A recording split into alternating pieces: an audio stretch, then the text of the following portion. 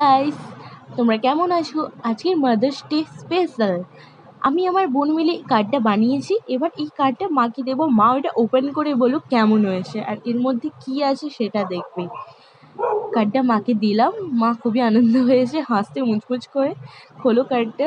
খুলে এবার দেখলো, বুঝতে পেরেছে মানে কি আছে ওর মধ্যে। তো সঙ্গে সঙ্গে আমার বোন চকলেটটা হাত থেকে নিয়েই নিল, ও খুলবে বলে।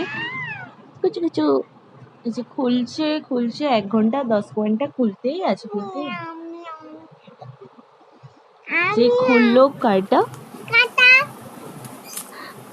অনেকক্ষণ লাগছে, সময় লাগছে সময় লাগছে। ওপেন করেছে।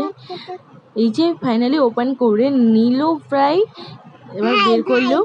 এবার এই চকলেটটা আমি ওর কাছ থেকে কাড়িয়ে নিয়েছিলাম মাকে দেবো বলে, ও দাঁত দিয়ে কাটতে যাচ্ছিল।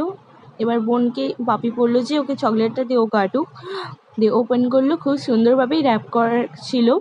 এবার ডার্ক চকলেট আমার ফেভারিট, কিন্তু আমার মায়ের ফেভারিট কিনা আমি সেটা জানি না, কারণ প্রথমবার যখন খাইয়েছিলাম তিতা বলেছিল। এই যে আমার বোন সভ্যতা শিখে গেছে, চকলেটটাকে কাগজটা বাইরে ফেলিয়েছে। এই যে চকলেটটা এবার বোনটা এবার হাফ করা ছিল চকলেটটা, কারণ তখন হাজার ঠাপাস করে আমার বোনের হাত দিয়ে পড়ে গিয়েছিল।